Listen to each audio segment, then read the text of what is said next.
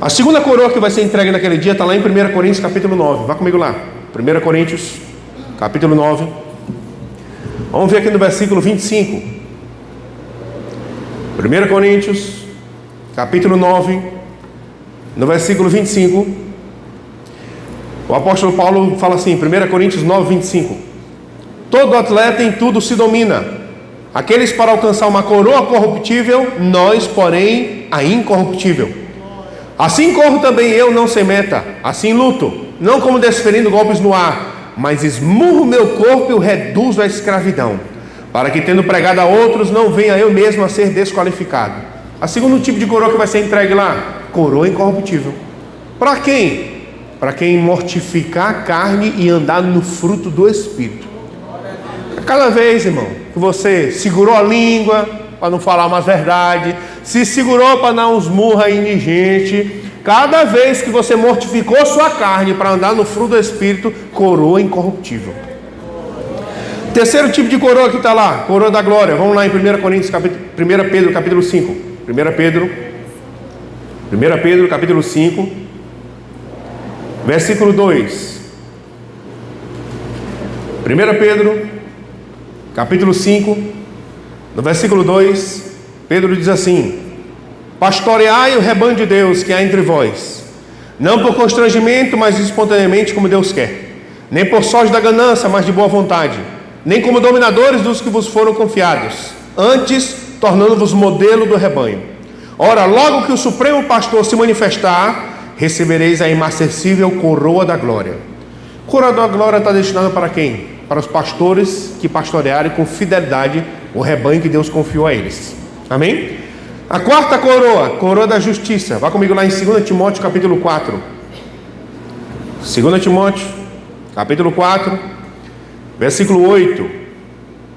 2 Timóteo capítulo 4, no versículo 8. O apóstolo Paulo diz assim, 2 Timóteo 4, 8: já agora a coroa da justiça me está guardada, a qual o Senhor, o reto juiz, me dará naquele dia, e não somente a mim, mas a todos quantos amam a sua vinda. Para quem está destinada a coroa da justiça? Para quem ama a volta de Jesus. Amém? Quem aqui ama a volta de Jesus?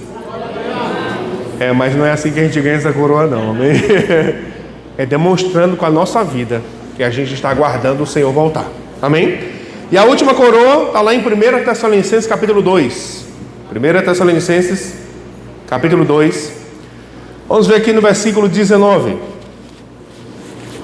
1 Tessalonicenses capítulo 2, no versículo 19, diz assim: pois quem é a nossa esperança, ou alegria, ou coroa, em que exultamos na presença de nosso Senhor Jesus em sua vinda? Não sois vós?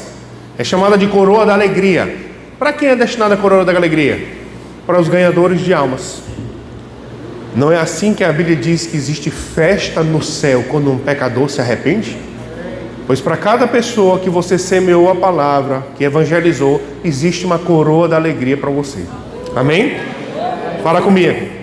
Coroa da vida, coroa incorruptível, coroa da glória, coroa da justiça, coroa da alegria.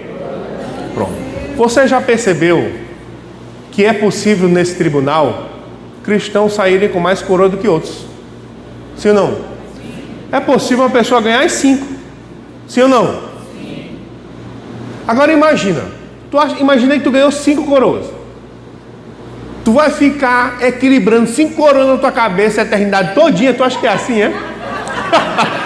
Ei, fulano! Oi, peraí. Oi, tem que virar devagar senão a coroa cai. Tu acha que é assim, é? Meu Deus. Ai, meu Deus. Vamos andar com o pescoço duro desse jeito. Vamos lá em 2 João. 2 João, vamos ver aqui no capítulo 1, versículo 8. 2 João, capítulo 1, no versículo 8. Vamos ver o que vai ser analisado nesse tribunal de Cristo. 2 João 1, 8, João diz assim, 2 João 1, 8: acautelai-vos para não perderdes aquilo que temos realizado com esforço, mas para receberdes completo galardão. Fala comigo, galardão completo.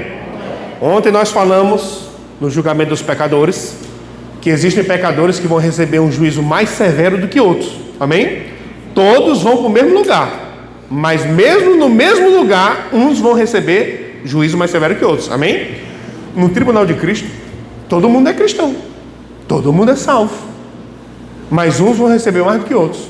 Fala comigo, galardão completo.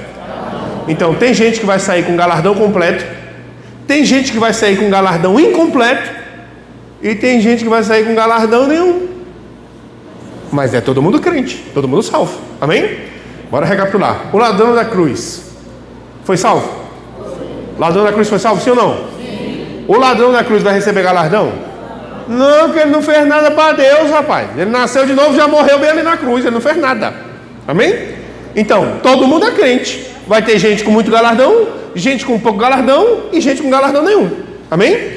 Vamos ver o que Jesus vai analisar nesse tribunal. Vamos lá em 1 Coríntios capítulo 15. 1 Coríntios capítulo 15. Vamos ver aqui no versículo 58. 1 Coríntios capítulo 15. Tem gente que está com pena aí do ladrão da cruz, né? Dá teu galardão para ele, irmão. Ah, não, aí já é demais, né? 1 Coríntios capítulo 15, versículo 58. Paulo diz assim, 1 Coríntios 15, 58.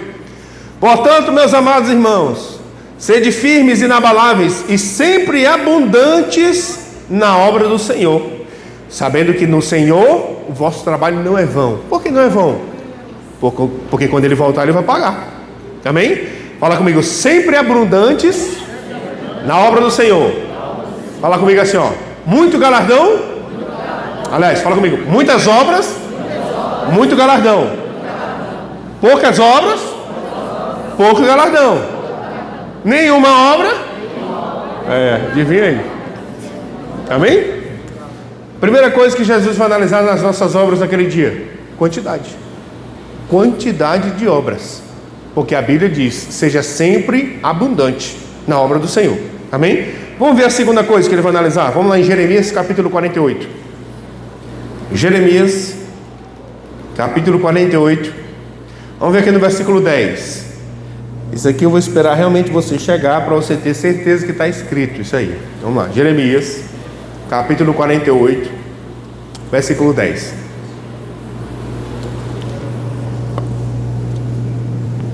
Jeremias capítulo 48, no versículo 10, Deus diz assim: maldito aquele que fizer a obra do Senhor relaxadamente. Tem gente que me pergunta assim: ei, professor, o que será que a Bíblia quis dizer quando ela disse maldito aquele que fizer a obra do Senhor relaxadamente? Eu acho que ela quis dizer o que ela disse. Amém? A Bíblia quis dizer o que ela disse, rapaz. Maldito aquele que fizer a obra do Senhor relaxadamente.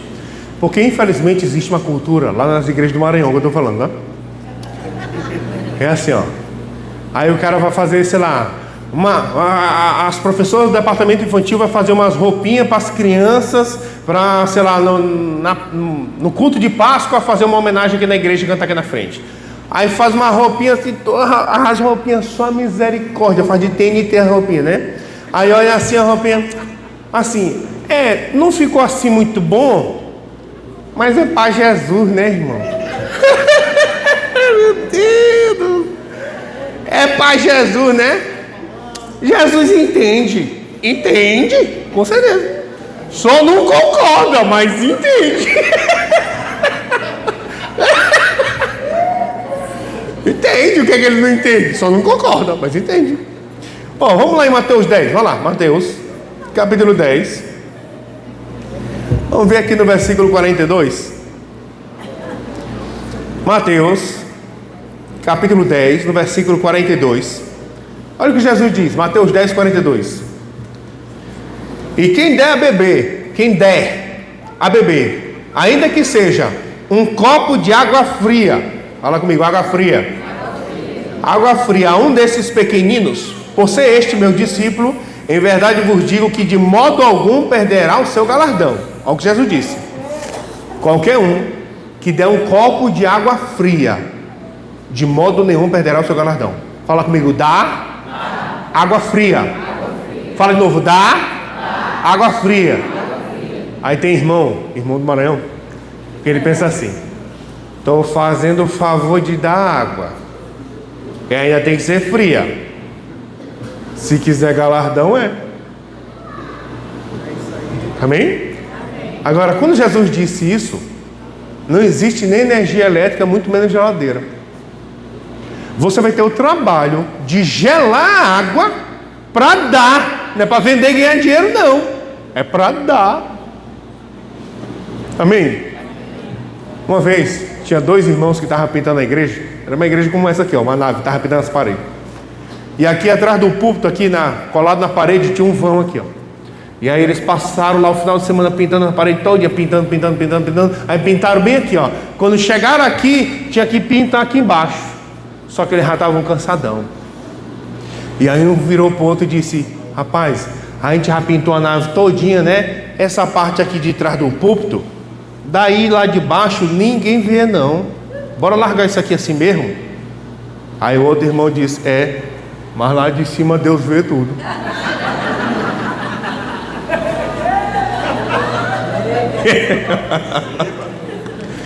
Qual é a segunda coisa que Jesus vai analisar nas nossas obras? Qualidade. Qualidade. Por que qualidade? Porque Ele deu o melhor dele por nós. Ele não vai aceitar qualquer coisa de volta. Amém? Vamos ver a terceira coisa. Vamos lá em Mateus capítulo 6. Mateus capítulo 6. Vamos ver aqui no versículo 1. Mateus capítulo 6, no versículo 1, diz assim: Mateus capítulo 6, no versículo 1, Jesus diz: guardai-vos de exercer a vossa justiça diante dos homens, com o fim de ser vistos por eles. De outra sorte, não tereis galardão junto de vosso Pai Celeste. Quando, pois, deres esmola, não toques trombeta diante de ti, como fazem os hipócritas nas sinagogas e nas ruas, para serem glorificados pelos homens. Em verdade vos digo que já receberam a recompensa. Versículo 5: e quando orardes, não sereis como os hipócritas, porque gostam de orar em pé nas sinagogas e nos cantos das praças, para serem vistos dos homens. Em verdade vos digo que eles já receberam a recompensa. Versículo 16: e quando jejuardes, não vos mostreis contristados como os hipócritas, porque desfiguram o rosto com o fim de parecer aos homens que jejuam. Em verdade vos digo que eles já receberam a recompensa.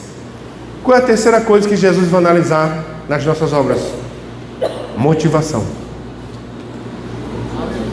Por que você fez aquilo que você fez para Deus? Olha o que Jesus disse: quando vocês orarem, não ora como os hipócritas. Fala comigo: hipócrita ora. Fala de novo: hipócrita ora.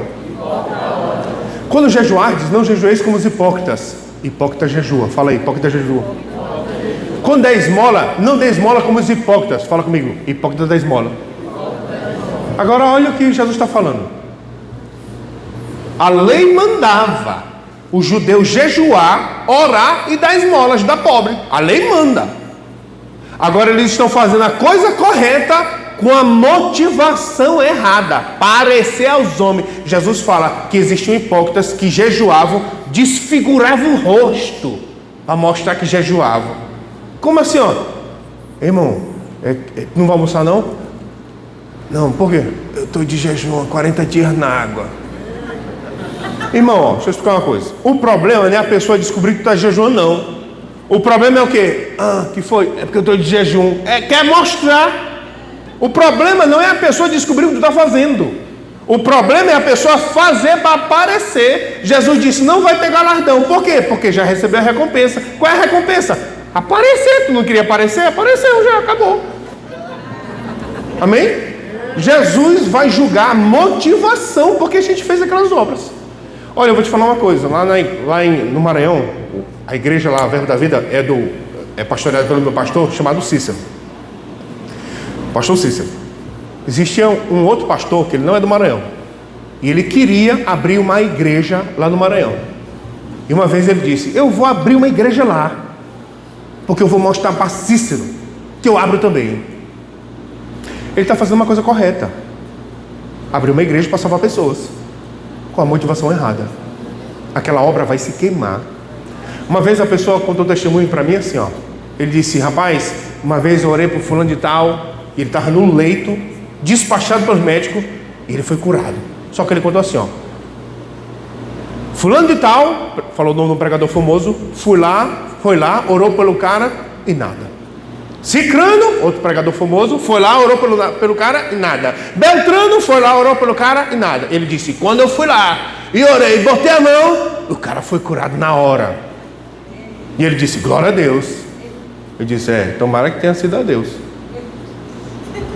Você entende? Irmãos, por que você faz é tão importante quanto o que você está fazendo. Por que tu está fazendo? Ah, não, estou fazendo porque o pastor está vendo. Irmão, é possível você fazer sacrifício de tolo. Você sabia? Por isso que a gente tem que ser liberto disso. A gente não pode estar servindo para os outros verem. A gente está servindo porque a gente tem consciência que aquele que vê todas as coisas está vendo e ele está anotando tudo para pagar. Amém? Você não precisa abrir lá, mas eu vou te mostrar uma outra coisa que Jesus vai analisar. João 17, ele diz assim, ó: eu te glorifiquei, Senhor. Eu te glorifiquei na terra, consumando a obra que me confiaste a fazer. Eu te glorifiquei, consumando a obra que me confiaste a fazer. Amém? Você não vai ser julgado somente pelo que você fez. Você vai ser julgado pelo que você foi chamado para fazer. Como assim? Eu vou dar um exemplo. Imagina no dia do tribunal de Cristo, Jesus falando: fulano de tal, vem aqui na frente e preste conta da sua vida. Aí lá vem um crente. Aí Jesus vira para ele e pergunta: o que foi que você fez com aquela unção profética que eu coloquei na sua vida? Profeta? Não, Senhor. Eu fui empresário. Não, Senhor, pelo amor de Deus, olha direito do seu livro aí, que deve ter alguma coisa errada aí no seu livro. Eu fui empresário. Eu sei. Mas eu coloquei uma unção profética na sua vida. Você fez o que com ela? Não, Senhor, pelo amor de Deus, Senhor, eu ajudei missionário, eu banquei conta de igreja, eu ajudei tua obra, eu investi dinheiro na tua obra. Sim, eu sei disso aí tudinho. Mas eu coloquei uma unção profética na sua vida. Você fez o que com ela? E ele vai ver aquela obra dele se queimar. O contrário também é possível. Fulano de tal, preste conta da sua vida aqui. O que foi que você fez com aquela capacidade empresarial que eu coloquei na sua vida? Empresário? Eu fui pastor, Senhor. Irmão, você tem que ter certeza que o que você está fazendo foi o que Deus mandou você fazer. Glória a Deus, aleluia. Porque existem pessoas que estão fazendo o que apareceu na frente para fazer. Existem outros que estão fazendo o que os pais querem que ele faça. Mas você vai ser julgado pelo que Deus te chamou para você fazer. Você tem que ter certeza que você está fazendo o que Deus mandou você fazer. Amém? Aleluia. Então, para a gente ir finalizando, vamos lá em Lucas capítulo 19. Lucas capítulo 19. Vamos ver aqui no versículo 11. Lucas capítulo 19, no versículo 11. Vamos ler essa parábola toda agora. Lucas 19, 11. Ouvindo eles estas coisas, Jesus propôs uma parábola, visto estar perto de Jerusalém, lhes parecer que o reino de Deus havia de manifestar-se imediatamente. Então disse: certo homem nobre partiu para uma terra distante, com o fim de tomar posse de um reino e voltar. Chamou 10 servos seus, confiou-lhes 10 minas e disse-lhes: negociai até que eu volte. Mas os seus concidadãos o odiavam e enviaram após ele uma embaixada, dizendo: não queremos que este reine sobre nós. Quando ele voltou, depois de haver tomado posse do reino, mandou chamar os servos a quem deram o dinheiro, a fim de saber que negócio cada um teria conseguido.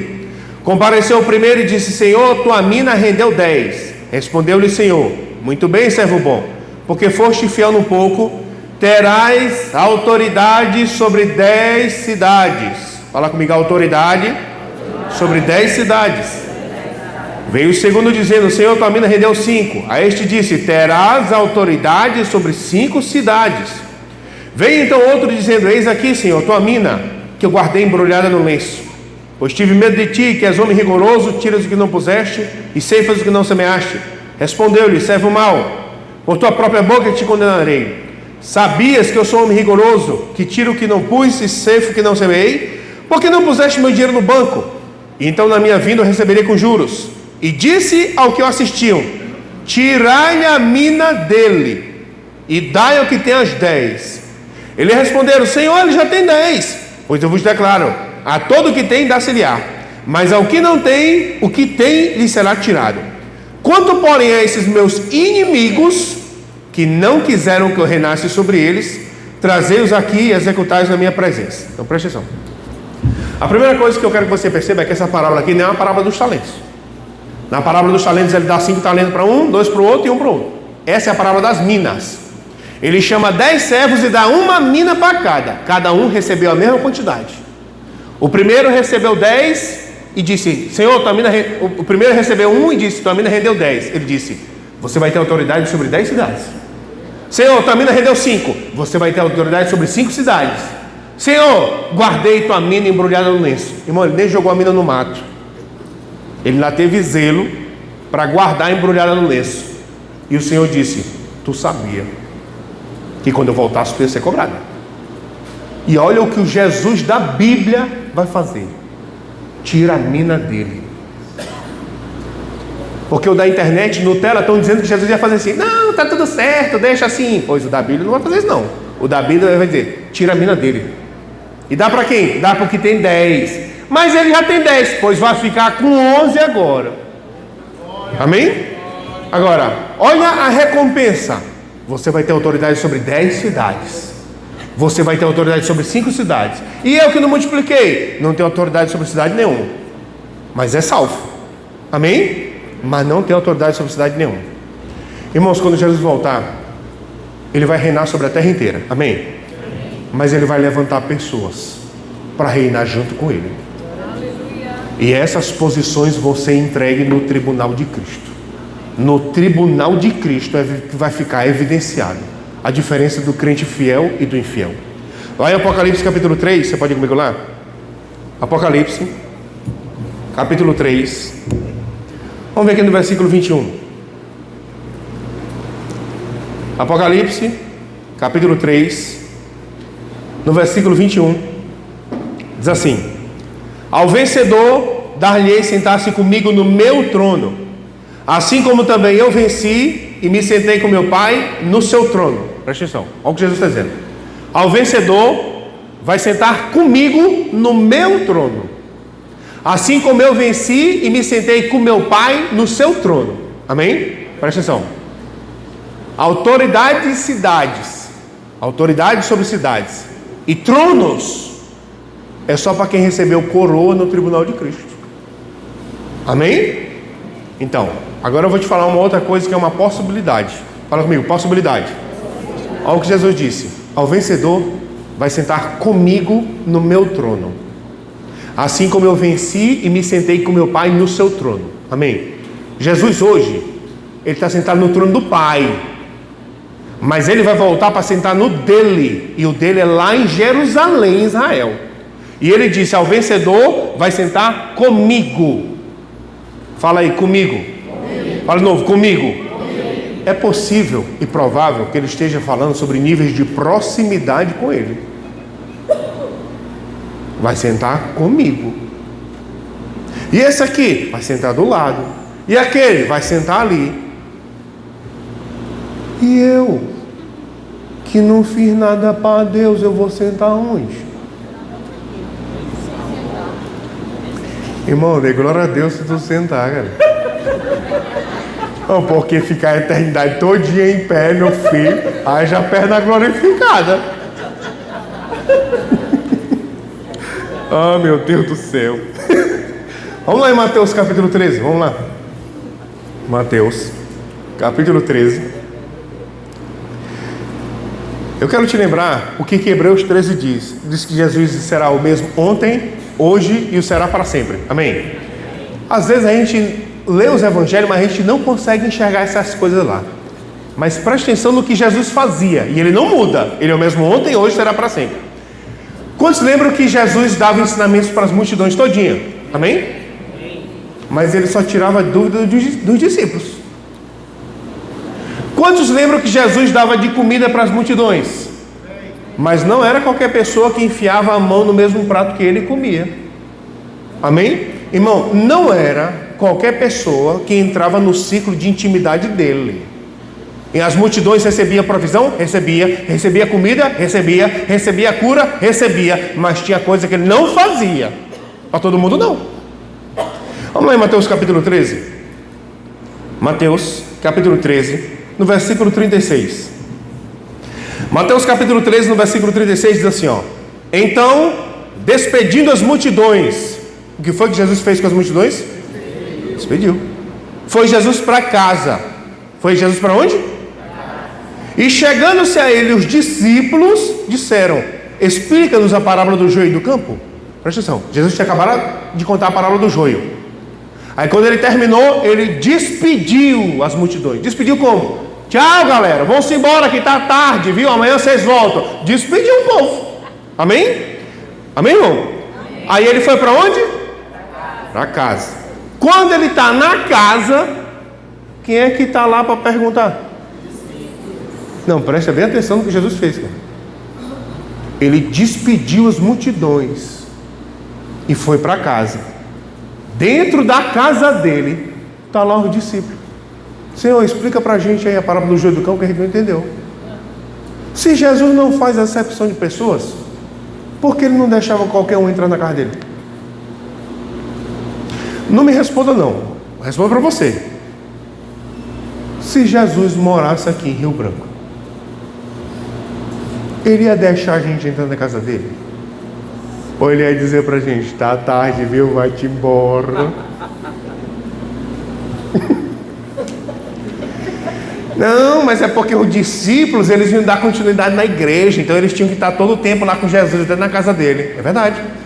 Mas eu quero te mostrar que dentro dos 12 tinha distinção lá dentro dos 12. Vamos ler Mateus capítulo 26. Mateus capítulo 26. Vamos ver no versículo 36. Mateus 26, 36. Mateus capítulo 26, no versículo 36. Diz assim, Mateus 26, 36. Em seguida foi Jesus com eles a um lugar chamado Getsêmani, e disse a seus discípulos, disse a quem? Assentai-vos aqui, enquanto eu vou ali orar. E levando consigo a Pedro e aos 2 filhos de Zebedeu, Tiago e João, começou a entristecer-se e angustiar-se. Presta bem atenção no que Jesus fez. Ele levou os discípulos para o Getsêmani. Aí ele falou assim, ó: assentai-vos aqui, enquanto eu vou ali orar. E quando ele saiu para o lugar de oração, ele levou Pedro, Tiago e João. Bora pensar de novo. Ele trouxe os discípulos todos para o Getsêmani e deu uma ordem: vocês ficam aqui, porque eu vou ali orar. Enquanto ele estava saindo para o lugar de oração, bora comigo, Pedro, Tiago e João. Você sabe o que vai acontecer no lugar de oração bem aqui? Ele vai começar a se entristecer e angustiar profundamente. Ele vai dizer: vigia comigo, porque eu estou profundamente angustiado até a morte. No momento que Jesus mais precisou de ajuda, vigia comigo, cara, eu estou profundamente angustiado até a morte. No momento que ele mais precisou de ajuda, ele não quis a ajuda de todo mundo. Ele só quis Pedro, Tiago e João. Amém? Agora imagina a cena. Fica aqui, enquanto eu vou ali orar. Quando ele vai, Pedro, Tiago e João, bora comigo. Imagina bem aqui agora a cara dos 9. Rapaz, ele relaxou, hein? Amém? Olha em Mateus 17, vai lá rapidinho. Mateus capítulo 17. Mateus capítulo 17. Vamos ver no versículo 1. Mateus capítulo 17, no versículo 1. Diz assim: 6 dias depois, tomou Jesus consigo a Pedro e aos irmãos Tiago e João, de novo o trio, e os levou em particular. Fala comigo, em particular. Tu sabe o que é em particular? É sem os outros saberem. Amém? Em particular, a um alto monte, e foi transfigurado diante deles. O seu rosto resplandecia como o sol, e suas vestes tornaram-se brancas como a luz. E eis que lhes apareceram Moisés e Elias falando com ele. Então Pedro disse a Jesus: Senhor, bom é estarmos aqui. Se queres, farei aqui 3 tendas, uma será tua, outra para Moisés, outra para Elias. Falava ele ainda quando uma nuvem luminosa os envolveu. E eis vindo da nuvem uma voz que dizia: Este é meu filho amado em quem me comprazo. A ele ouvi. Ouvindo aos discípulos, caíram de bruços, tomados de grande medo. Aproximando-se deles, tocou-lhes Jesus, dizendo: Erguei-vos e não temais. Então eles, levantando os olhos, a ninguém viram senão Jesus. E descendo eles do monte, ordenou-lhes Jesus: A ninguém conteis a visão, até que o Filho do Homem ressuscite dentre os mortos. Irmãos, Jesus levou em particular Pedro, Tiago e João. Quando eles descem do monte, a ordem que Jesus dá: não conta para ninguém. Amém? Então, ele levou em particular Pedro, Tiago e João. Amém? Eu te pergunto, ele poderia ter levado os 12? Sim ou não? Sim ou não, irmão? Por que não levou os 12? Porque não quis. Se quisesse, tinha levado, mas não quis. Só quis Pedro, Tiago e João. E ele sabe o que vai acontecer lá em cima. Suas vestes ficam resplandecentes, seu rosto brilha, ele é transfigurado. Moisés e Elias aparecem do lado. Irmãos, Pedro, ele fica assim tão abismado com a visão, que ele diz assim: Senhor, é bom a gente ficar logo por aqui. Se o Senhor quiser, eu faço bem aqui 3 tendas, uma para Moisés, para ele nem mais ir embora, uma para Elias e uma para o Senhor. Irmão, eu quero te lembrar que Pedro era casado. Eu não estou dizendo que ele não amava a esposa dele. Eu estou dizendo que ele está deslumbrado com a visão, ele nem quer mais descer do monte. Amém? Aí tem a visão, Moisés, Elias, e eles caem. Aí Jesus, a visão some. Aí Jesus levanta eles e vão descer. E Jesus disse: não conta para os outros, a ninguém conteis a visão. Amém? Fala comigo em particular. A gente lê os evangelhos, a gente não consegue entender isso, a gente não consegue enxergar isso. Mas deixa eu te dar um exemplo do que é em particular. Bora imaginar aqui, ó, a mesa aqui, ó. Está aqui Jesus com os 12. Vão jantar. Igual a gente vai comer daqui a pouco. Imagina aí os 12 aqui, jantando. Aí terminaram de jantar, aí começou aquela comunhão. E aí os discípulos começaram a brincar. E aí Tiago vira para Pedro e disse: para Pedro, tu é doido, né, cara? Como é que tu fala o negócio de se és tu mesmo e vai ter contigo? Como é que tu fala o negócio daquele? É para Pedro, tu é muito bocudo, cara, te controla. E aí eles estão brincando aqui, comunhão, não sei o quê. E aí de repente Jesus também está lá brincando. Aí imagina Jesus chegando por trás de Pedro, falando no ouvido de Pedro assim: ó, daqui a 15 minutos tu me espera lá fora.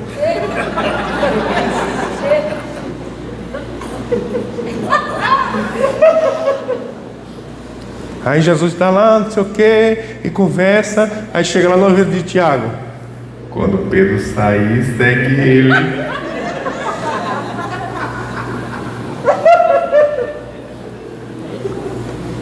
Rapaz, chega lá no ouvido de João e fala alguma coisa. Aí imagina, tá lá os 9 brincando, rindo, não sei o que. Rapaz, epa, cadê Jesus, hein? Rapaz, tava aqui ainda agora. E Pedro? Rapaz, Pedro também não. E Tiago? E João? Fomos relaxados de novo.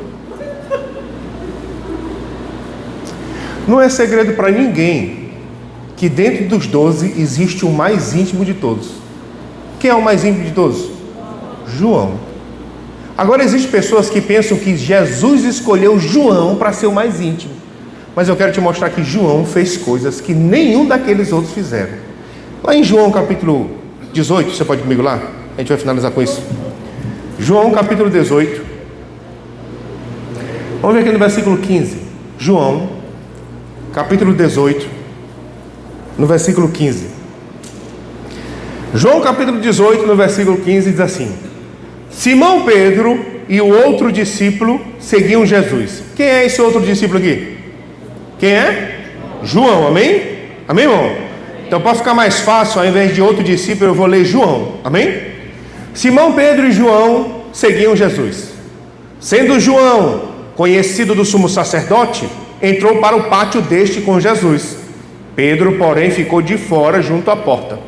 Saindo, pois, João, que era conhecido do sumo sacerdote, falou com a encarregada da porta e levou a Pedro para dentro. Então a criada encarregada da porta perguntou a Pedro: não és tu também, fala comigo, também. Não és tu também um dos discípulos deste homem? Não sou. Respondeu ele. Então prenderam Jesus. Estão levando Jesus para a casa do sumo sacerdote. Pedro e João estão seguindo de longe. Quando Jesus passou para dentro da casa com os soldados, João entrou. Pedro ficou lá fora. Aí João está vendo aqui o julgamento de Jesus. Aí João percebe que Pedro não está. João vai lá fora e fala com o encarregado da porta: ei, deixa meu amigo aí entrar. Aí ela diz: tá bom. Quando Pedro vai passando, ela pega Pedro e diz: tu também não é discípulo daquele homem? Por que ela perguntou também? Porque ela sabe que João é. Ela sabe que João é. O sumo sacerdote sabe que João é. Todo mundo sabe que João é discípulo de Jesus. E tu? Não, tu também não? Eu não. Amém? Capítulo 19 de João. Vá comigo lá. João capítulo 19. No versículo 25. João capítulo 19. No versículo 25. Diz assim: e junto à cruz estavam a mãe de Jesus e a irmã dela, e Maria, mulher de Clopas, e Maria Madalena. Só mulher aí. Vendo Jesus sua mãe e junto a ela o discípulo amado. Quem é o discípulo amado? Disse: mulher, eis aí teu filho. Depois disse ao discípulo: eis aí tua mãe. Então, você sabe que Jesus estava aqui na terra como homem, assim como nós, amém? E eu quero te dizer que ele tinha sentimentos, como Paulo fala em Filipenses 2,6: tem de vós o mesmo sentimento que houve em Cristo Jesus. Eu não estou dizendo que Jesus era sentimental. Estou de mal, corta aí, não estou falando disso não. Mas Jesus tinha sentimentos. Ele está pregado numa cruz há 6 horas. E ele sabe que depois que ele morrer, os judeus vão cair matando, meu amigo, em cima dos discípulos. E 1000 coisas estão passando pela cabeça dele. Mas uma coisa está gritando e a Bíblia mostra. O que é? Quem vai cuidar da minha mãe? Aí ele olha, só mulher, Maria, Maria Madalena, Susana, não tem um homem, tudinho fugiu. Mas ali, a Bíblia diz que ele está 6 horas. Irmão, a Bíblia diz que aquela cruz não era para ele, era para Barrabás. Então ele está pendurado com os pregos aqui, e para ele respirar ele tem que fazer assim, ó, ele tem que se apoiar nos pregos. Ele está respirando assim, ele está 6 horas assim, ó. Ele está para morrer. E ele está procurando aqui, quem vai cuidar da minha mãe? Quem vai cuidar da minha mãe? De repente, ele olha João do lado da mãe dele. Ele vira para João e diz: João, cara, toma conta da minha mãe aí. A história diz que João tomou conta de Maria até Maria morrer. Quando Deus definiu que ia escrever o último livro para fechar a revelação, Apocalipse, para que ele vai entregar? O grande apóstolo Paulo que escreveu as cartas? Não. Para Pedro, o mais ousado? Não. Vai entregar para quem? João. Porque João foi o maior, o que tinha maior intimidade? Porque João foi o único que honrou até o fim. Todos os 12 tiveram a mesma oportunidade que João. Só João honrou até o fim. Todos nós recebemos uma mina. Todos nós temos a mesma oportunidade. É você que vai definir, irmão, se você vai embrulhar a tua mina no lenço e enterrar, ou se você vai multiplicar essa mina para o seu Senhor. Agora eu quero te lembrar o que a gente leu, que a carreira está proposta. A carreira não está imposta, ela está proposta. Agora, se você rejeitar a carreira que Deus está preparando para você, quando Jesus voltar, você não pode exigir de Jesus uma intimidade que você não merece. Amém? Amém. Eu quero finalizar com isso. Em Mateus capítulo 26, você pode ir comigo lá? Mateus capítulo 26. Deixa aberto no versículo 27. Mateus 26, 27. Eu tenho encontrado pessoas, até pastores, ao longo dessa minha caminhada, e o que eles dizem é assim: ministério é um peso, ministério é um jugo, servir a Deus é um sofrimento. Pois eu vou te dizer o que é o ministério, a carreira, o plano que Deus tem para você. É uma oportunidade que o próprio Deus está dando para você mesmo escolher como as coisas vão ser para você depois que Ele voltar. É você que vai determinar como as coisas vão ser para você depois que ele voltar. Ministério, o plano de Deus é uma oportunidade de você demonstrar sua fidelidade e receber dele as recompensas eternas por isso. Em Mateus capítulo 26, no versículo 27, diz assim: a seguir, tomou um cálice e, tendo dado graças, o deu aos discípulos, dizendo: bebei dele todos, porque isto é meu sangue, o sangue da nova aliança, derramado em favor de muitos para a remissão de pecados. E digo-vos que desde esta hora em diante não bebereis deste fruto, até aquele dia em que o hei de beber de novo convosco no reino do meu Pai. Essa foi a última vez que os discípulos fizeram a ceia com Jesus. E Jesus disse: a gente vai beber agora, mas vocês não vão beber de novo até aquele dia em que eu hei de beber convosco no reino do meu Pai. Uma das ordenanças que a igreja tem que cumprir nesse tempo é a Santa Ceia. Por isso que Paulo diz: todas as vezes que comeres desse pão e beberes desse cálice, anunciais a morte do Senhor até que ele venha. Isso é uma ordenança para a igreja fazer. Todas as vezes a gente tem que comemorar a Santa Ceia. Então, todas as vezes que a gente comer do pão e beber do cálice, a gente está anunciando a morte do Senhor. E é para fazer isso até quando? Até que ele venha. Amém? Isso quer dizer que depois que ele voltar, a gente vai parar de cear?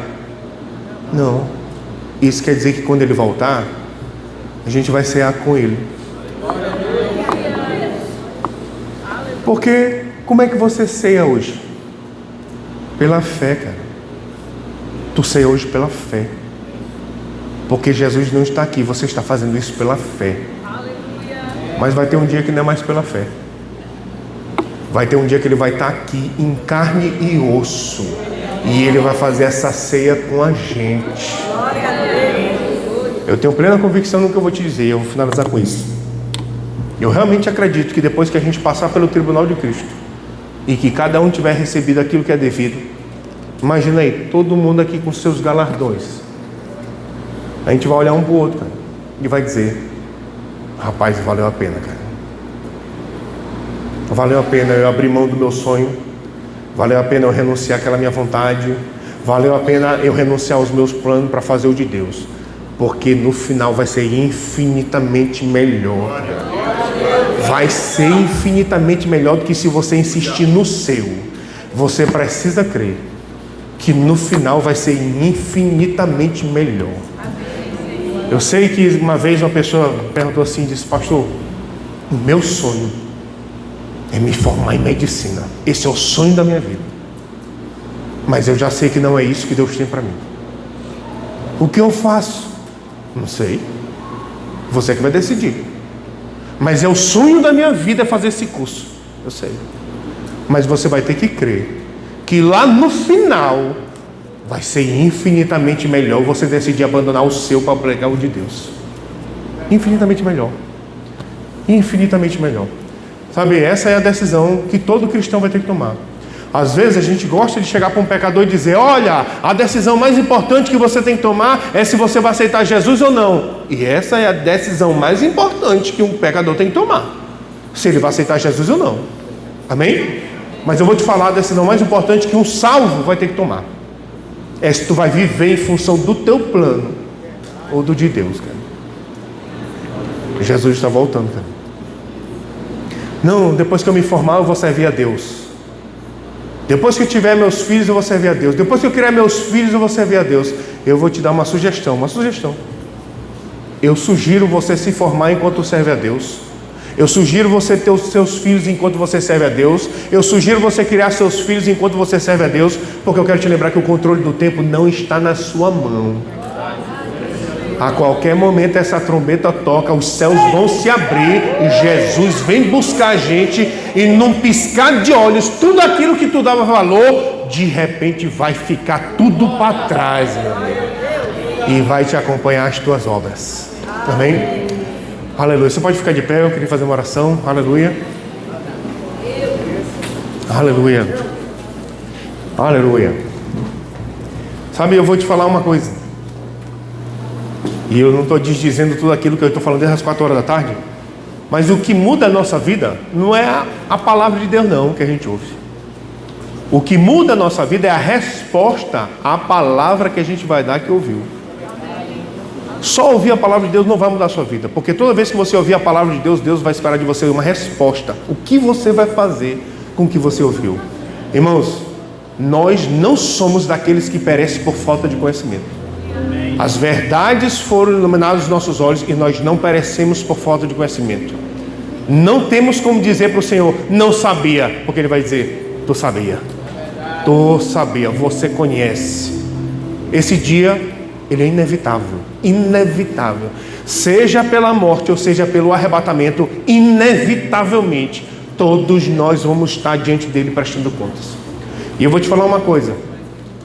Se hoje, a prestação de contas fosse hoje, se fosse hoje, você sabe exatamente o que tu ia ouvir da boca dele. Agora o que você ia ouvir? Você ia ouvir servo bom, fiel, ou tu ia ouvir mal e negligente? Você sabe, irmão. Ninguém precisa de falar não, você sabe. Agora, se você sabe que você ia ouvir mal e negligente, eu vou te falar, dá tempo de você mudar. Dá tempo de você mudar, dá tempo de você se arrepender, dá tempo de você abraçar o plano que Deus tem para você, você ser frutífero e naquele dia você ouvir da boca dele, ô servo bom e fiel, ou você vai entrar no gozo que eu preparei para você, agora é que você vai para o mundo. Aleluia.